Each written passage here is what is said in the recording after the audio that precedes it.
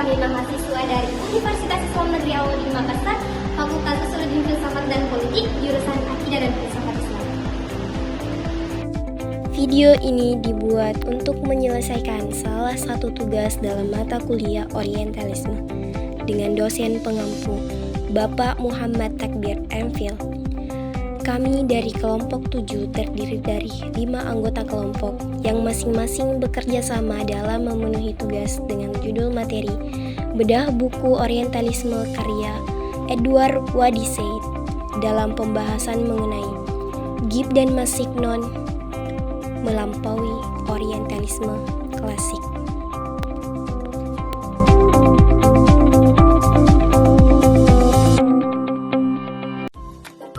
Sebelum kami masuk pada pembahasan, izinkanlah kami untuk memperkenalkan diri terlebih dahulu. Yang pertama ada Elmi Nurjani dengan NIM 301001044. Selanjutnya ada Dewi Sartika Sari dengan NIM 30100122043. Selanjutnya ada Nurul Ilmi dengan NIM 30100122041. Selanjutnya ada Susanti dengan NIM 30100122063. Dan yang terakhir ada Hardianti dengan NIM 30100122056.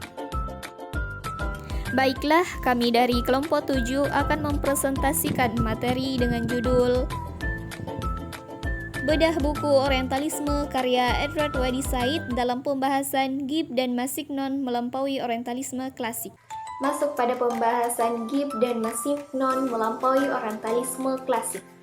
Nah, sebelum kita mengetahui tentang bagaimana kontribusi Gibb dan Massignon dalam perkembangan Orientalisme dan apa maksud dari melampaui Orientalisme klasik, terlebih dahulu saya sebagai pemateri pertama akan memaparkan tentang bagaimana Orientalisme secara umum atau definisi Orientalisme dan bagaimana Orientalisme menurut Edward Wadi Said. Adapun definisi Orientalisme secara umum adalah suatu pendekatan atau sudut pandang yang cenderung memahami, menggambarkan, atau mengkaji budaya sejarah dan masyarakat Timur, khususnya Asia dan Timur Tengah, dari perspektif Barat. Pendekatan ini seringkali mencerminkan pandangan stereotip Barat terhadap wilayah-wilayah tersebut. Orientalisme merupakan suatu pemahaman, cara pandang, deskripsi, atau bahkan identifikasi Barat tentang dunia Timur dengan segenap kompleksitasnya, budaya, agama, bahasa, ekonomi, maupun politiknya. Selanjutnya, pengertian Orientalisme menurut Edward Wadi Said. Terlebih dahulu, mari kita mengenal sosok dari seorang orientalis tersebut. Edward Wadi Said adalah seorang intelektual dan kritikus sastra dan teoretikus postkolonial asal Amerika. Salah satu karya terkenalnya ialah buku yang berjudul Orientalisme, yang diterbitkan pada tahun 1978. Dalam karyanya ini, Said mengkritik cara pandang Barat menggambarkan dan memahami Timur, terutama dunia Arab dan Islam, serta bagaimana Orientalisme telah digunakan sebagai alat legitimasi dan kolonialisme.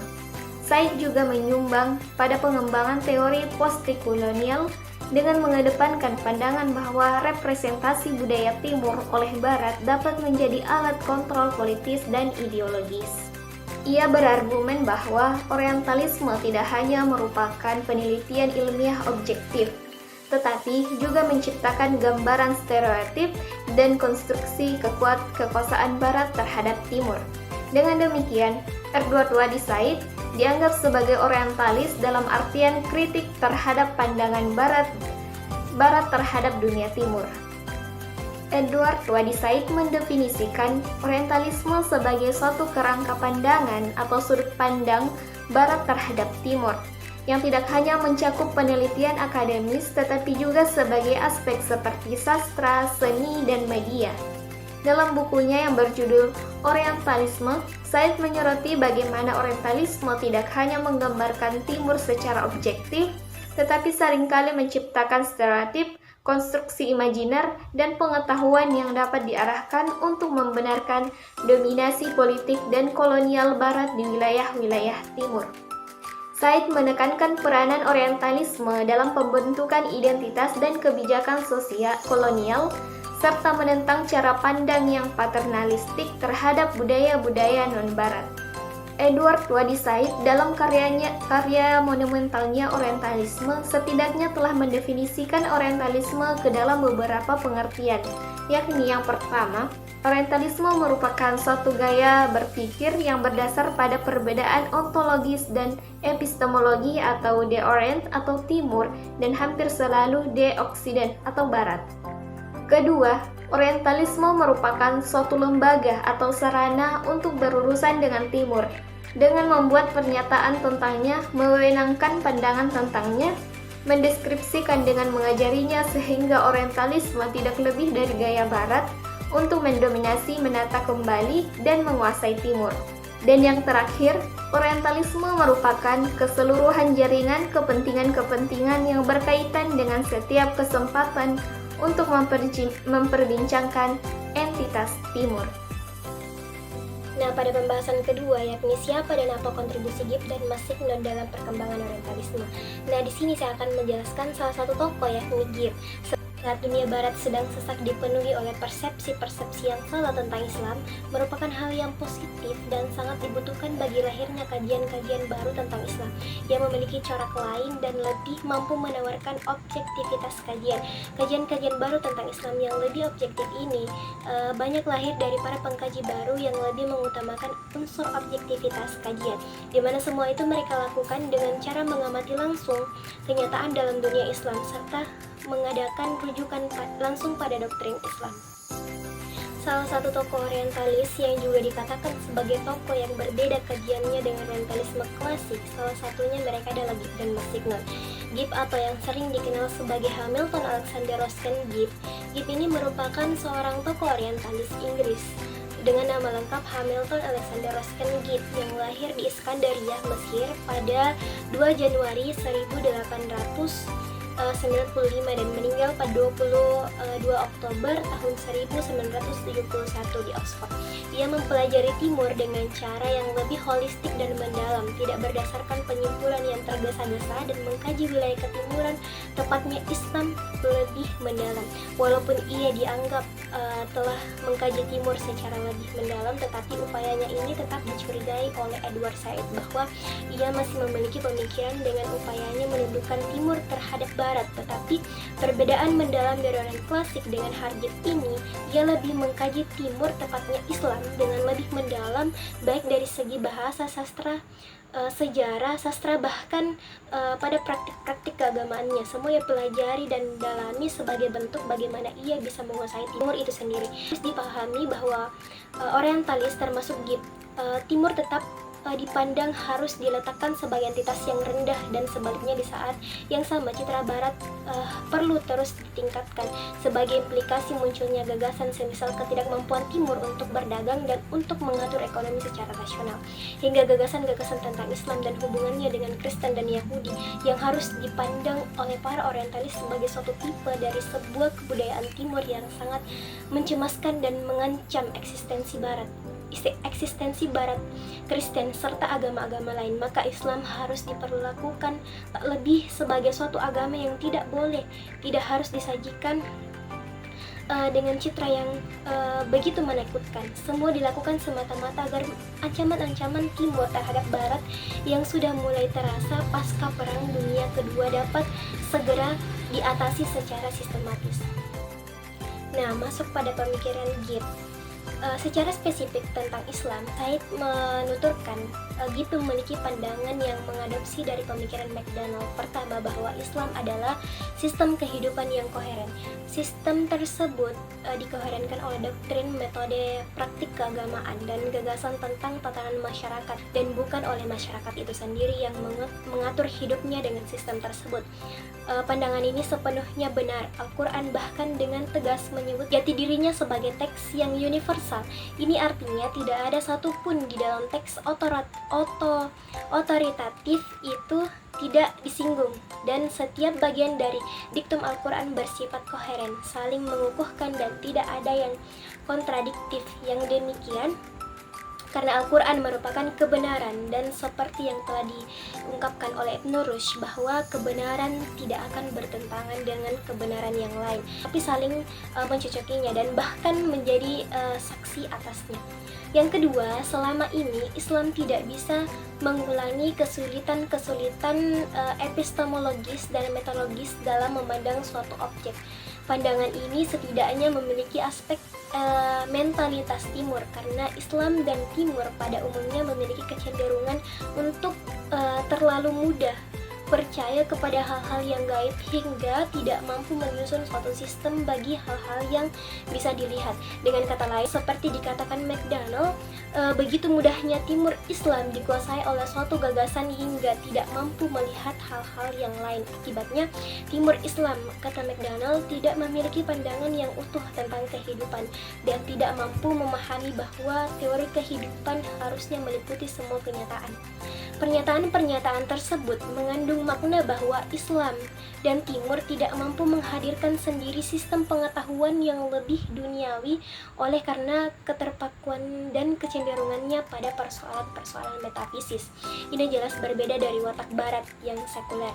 Menurut Said, pemikiran semacam ini tidak lain hanya untuk menunjukkan bahwa Timur Islam adalah berbeda dengan Barat, dan ini sesungguhnya lebih merupakan suatu pengulangan yang mencerminkan sejenis keputusan dari para orientalis, dan sama sekali bukan kenyataan yang sebenarnya tentang Timur Islam. Padahal, kata Said, tak seorang pun mengingkari fakta pencapaian luar biasa dari sains Islam. Dan ketika manusia Timur dikatakan berbeda dari manusia Barat lantaran terlalu mudah dikuasai oleh satu gagasan, tidak disadari bahwa orientalisme Barat juga begitu. Yang ketiga, konsekuensi dari watak Islam yang lemah seperti yang saya jelaskan, dan di saat yang sama kemudian Islam mengadopsi pola keilmuan maupun kehidupan Barat yang sekuler. Gibb dan juga para orientalis lain kemudian melihat Islam sebagai sebuah superstruktur yang telah dirusak dan oleh nasionalisme, komunis, dan westernasi yang kesemua itu bersifat politis maupun oleh upaya-upaya muslim sendiri untuk ikut campur dengan wewenang intelektualnya. Gibb menulis dalam sebuah artikelnya, Whether Islam. Apa itu Whether Islam? Islam sebagai suatu agama telah sedikit kehilangan kekuatannya, tetapi Islam sebagai penengah kehidupan sosial dalam dunia modern tengah disingkirkan. Di samping atau bahkan di atas Islam, kekuatan-kekuatan baru tengah mengerahkan dan memaksakan kekuasaannya yang terkadang bertentangan dengan tradisi-tradisi dan ajaran-ajaran sosial Islam. Dengan kata lain yang lebih sederhana, apa yang terjadi adalah sebagai yang dimana sebelum ini orang Muslim sudah terbiasa tidak memiliki kepentingan atau fungsi politik. Begitu pula mereka begitu sulit meninjau literatur yang ada kecuali literatur keagamaan. Mereka juga tidak mempunyai perayaan-perayaan dan kehidupan komunal kecuali yang berhubungan dengan keagamaan. Bahkan sangat sedikit atau bahkan tak seorang pun dari mereka yang melihat dunia luar kecuali dengan kacamata agama. Konsekuensinya bagi mereka, agama berarti segala-galanya. Namun demikian, situasi berubah pada saat ini. Kini lebih-lebih di negara yang telah maju, kepentingan telah meluas dan kegiatan-kegiatan orang-orang muslim tidak lagi dibatasi oleh agama. Mereka juga dihadapkan pada masalah-masalah politik. Mereka membaca atau orang-orang membacakannya pada mereka segudang artikel mengenai beragam masalah yang sama sekali tidak ada hubungannya dengan agama. Bahkan sudut pandang keagamaan nyaris tidak dibahas sama sekali. Masalah-masalah yang ada diputuskan dengan prinsip-prinsip yang sama sekali berbeda. Ini tentu tidak bisa memungkiri apa yang dikatakan Gibb di tengah imperialisme Barat yang menghancurkan hampir seluruh dunia Islam. Ada banyak sekali kaum intelektual yang dengan terpaksa mengakui segala apa yang datang dari luar untuk kepentingan-kepentingan politis yang sebenarnya tanpa disadari menjadi bumerang bagi hilangnya identitas Islam yang sejati. Apa yang dikatakan Gibb di tengah era imperialisme barat yang menghancurkan hampir seluruh dunia Islam, ada banyak sekali kaum intelektual yang dengan terpaksa mengakui segala apa yang datang dari luar untuk kepentingan-kepentingan politis yang sebenarnya tanpa disadari menjadi bumerang bagi hilangnya identitas Islam yang sejati. Apa yang dikatakan Gip tidak bisa disalahkan begitu saja. Pun demikian tidak juga sepenuhnya bisa dibenarkan bahwa Islam tidak sepenuhnya memiliki pandangan yang terlalu asketis. Itu benar, Islam merupakan agama yang lengkap dan utuh yang memberikan tempat pada jenis penghayatan keagamaan eksoterik lahiriah dan esoterik batiniah, sekaligus memberikan tekanan kepada salah satu dari dua aspek tersebut justru akan menghasilkan kepincangan dan penyalahan prinsip keseimbangan dalam Islam. Tetapi apabila dikatakan bahwa mistisisme hanyalah efek persentuhan peradaban Islam dengan dunia luar, ini tidak benar.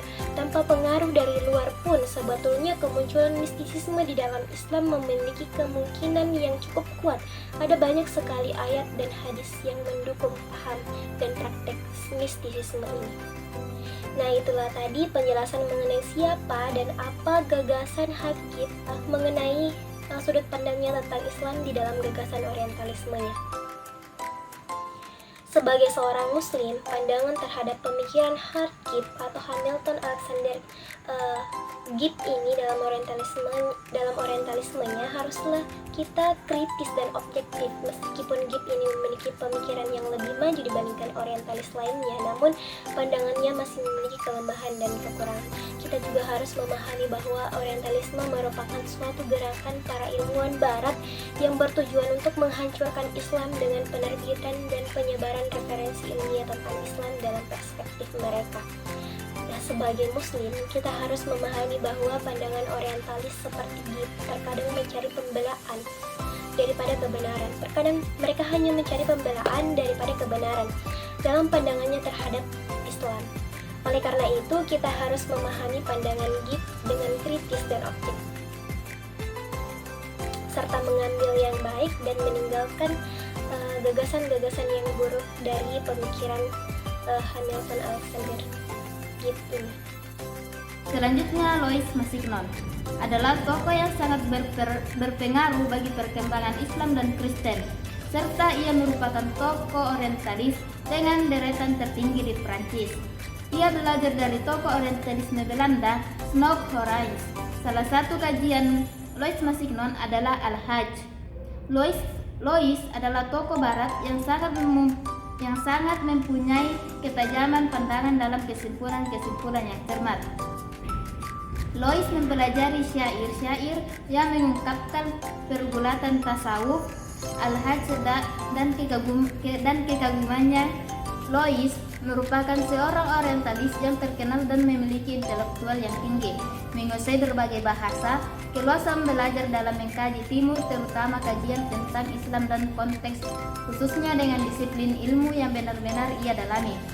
Louis Massignon pernah juga menjadi penasehat pada Departemen Kolonial Prancis untuk Afrika. Selama di sana, ia banyak berusaha mempengaruhi rakyat Afrika agar menerima niat baik politik Prancis di wilayah itu. Tiga landasan kolonialisme kala itu adalah Gaul, Goth, dan Gospel. Louis pun berusaha memasuki misi Kristen pada program-program pemerintahan Prancis di tanah jajahannya. Beberapa kontribusi yang dicapai oleh Louis Massignon diantaranya Al-Hallaj. Kajian Massignon dalam bentuk buku kecil ini membentuk pendapat gelar diploma pada kajian tinggi di Sorbonne Universitas Paris, bagian ilmu-ilmu agama. Yang kedua, Sufisme. Massignon menunjukkan bahwa Sufisme bersumber dari Al-Quran. Yang ketiga, kosa kata teknikal. Louis Massignon menaruh perhatian besar pada gerakan menentang ketidakadilan termasuk di Indonesia. Yang keempat, pemikiran Louis Massignon cendekiawan. Massignon adalah tokoh orientalis dengan deretan tertinggi di Prancis dan berkaitan dengan hubungan gereja Katolik dan dengan Islam. Yang kelima, mahasiswa Islam. Sebagai mahasiswa Islam, Masignon mengikuti Kongres Orientalis Dunia pada abad ke-14. Pada waktu itu diadakan di kota Al-Jazari bulan April 1905. Pemikiran Gibb dan Masignon melampaui orientalisme klasik. Kita mungkin sudah banyak mengenal karya-karya para orientalis. Masing-masing dari karya tersebut menampilkan gaya yang berbeda-beda sesuai dengan karakter dan tujuan pengarangnya. Namun apa yang kita saksikan pada Gibb dan Masignon benar-benar berbeda. Dengan cara yang mengesankan, kedua orientalis ini dapat menghasilkan halaman-halaman yang mampu merekapitulasi sejarah penulisan para orientalis barat yang telah saya sebutkan di atas. Karya-karya para orientalis memang memiliki berbagai gaya genetik dan tipografi, akan tetapi Gibb dan Masignon mampu memerasnya dalam keseragaman monografis yang luar biasa. Spesimen Timur, Sampel Oriental, Ekses Timur, Unit Leksikografis Timur, Serial-serial Timur, contoh-contoh Timur, semua ini ditulis oleh Gibb dan Masignon berdasarkan analisis diskursif dalam bentuk prosa linear, esai, artikel ringkas, dan buku ilmiah.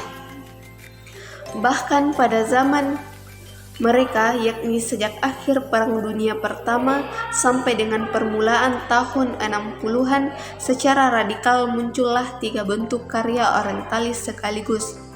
Yang pertama, ensiklopedia, antologi, dan catatan pribadi. Materi selanjutnya, tidak hanya itu, mereka juga menyumbangkan pemikiran-pemikirannya pada berbagai institusi strategis, antara lain ke suatu komite ahli, ketatanan lembaga yang lebih rendah pengajaran dasar ilmu bahasa, yang biasanya diorientasikan untuk mempersiapkan seseorang tidak hanya untuk berdiplomasi, seperti halnya Kristometinya Saki, tetapi juga untuk mengkaji sosiologis, ilmu ekonomi atau sejarah, dan kawasan-kawasan lain yang lebih banyak berurusan dengan pribadi atau pemerintah daripada dengan pengetahuan Lorenzi adalah contoh yang jelas.